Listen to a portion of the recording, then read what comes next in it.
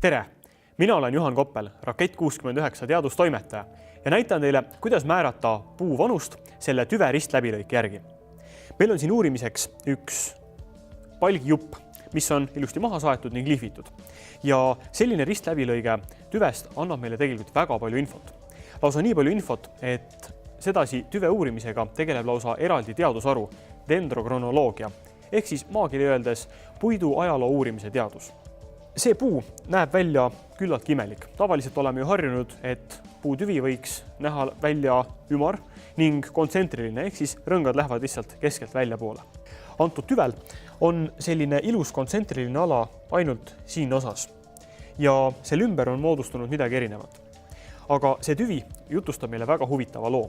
Nimelt, see keskmine osa, mis siin on ajast, kus see puu sündis ja see on puu tegelik kese, ehk siis selle keskmiku ümber on moodustunud kogu ülejäänud puu ja kasvanud. Need rõngad on küllaltki tihedalt koos. See annab tunnistust asjaolust, et see puu kasvas tõenäoliselt teiste puude varjus või oli väga viletsa pinnase peal ning seetõttu ei saanud see kiiresti kasvada. Tõenäoliselt oli asi just nimelt päikesevalguse puudumises, teiste puude varjus olemise tõttu. Siis, kui see ühtlane osa läbi sai, toimusid puu elus aga väga suured muutused. Esimene neist on, et rõngad lähevad järsku väga palju laiemaks. See annab meile infot, et järelikult raiuti selle puu ümber olevad suured puud maha ja uuritav puu hakkas järsku saama väga palju päikesevalgust ehk energiat ja see võimaldas puul hakata kiiresti kasvama. Sellest ka need palju laiemad puurõngad. Mida laiem on aastane rõngas, seda paremini on sel aastal puu kasvanud. Teiseks võime täheldada, et poole puutüve ulatuses pole sellest hetkest alates enam kasvu toimunud. See tähendab, et siin piirkonnas on koor ulatuslikult kahjustatud ja kõige tõenäolisemalt on tegemist uluki kahjuga. Sellest omakorda on kõige tõenäolisem, et seda puud on hammustanud põder. See on ka väga loogiline, sest kui ümberringi on puud maha raiutud, siis põdral oli statistiliselt palju tõenäolisem just seda puud hammustada. See on ka sellise paraja suurusega, et siit üks amps võtta. See aga takistas juurdekasvu tervelt poole koore ulatuses, kuna puit kasvab koore alt ning aastarõngad moodustuvad just välimise kihina. See puu on hakanud ennast aga parandama ja iga aastaga on kasvatanud seda pragu järjest kokku. Oleks see puu veel mõne aasta kasvanud, oleks see tõenäoliselt ka täiesti kokku kasvanud ning seda kahjustust oleks näha olnud ainult puu seest.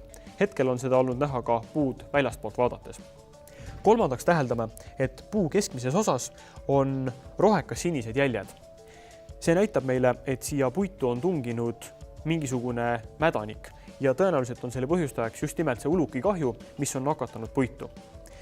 See kõik kannab aga kokku meile puutüve, mis ei kõlba väga hästi ei palgiks, saematerjaliks ega selle keerulise koorekuju ning vaigusisalduse tõttu ka paberipuiduks.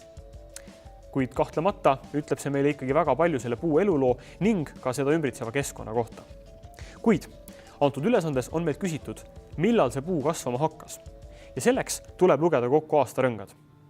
Kuna Eestis kliima vaheldub ning suvel puud kasvavad, talvel ei kasva, siis tekivad ka aastarõngad. Ja need laiad heledad alad ongi just nimelt need suvised kasvuperioodi ajad. Selleks, et määrata puu vanus, ongi meil vaja lugeda need rõngad kokku. Hakkame seda tegema markeri abiga. Esimese rõngana võtame me keskmisest säsist järgmise ala, sest säsi on see keskmine osa, mille ümber esimene rõngas kasvab. Ja selleks, et määrata puidu vanust, loen ka aastarõngad kokku.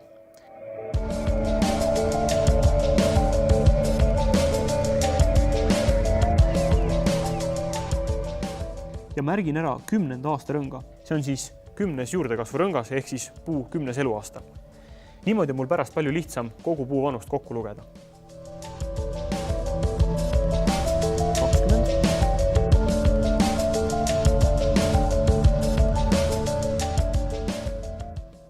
30.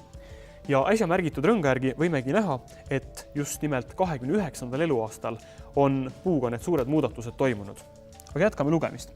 Nüüd on mõistlik liikuda kuhugi teise piirkonda, kus on aastarõngad selgelt eristatavad. Näiteks siia.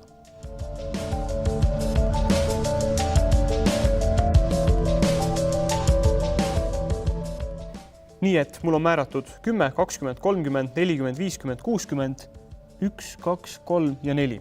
Viimane kasvurõngas on 64. eluaasta kasvurõngas. Ja see tähendab, et see puu raiuti maha siis, kui selle vanus oli 64 aastat.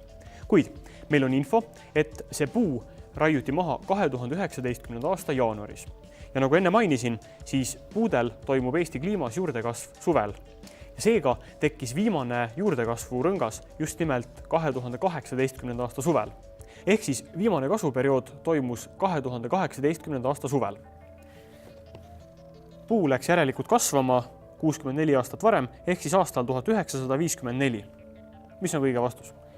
Ja täpselt nii lihtne ongi puutüve läbilõike abil määrata selle puu vanust.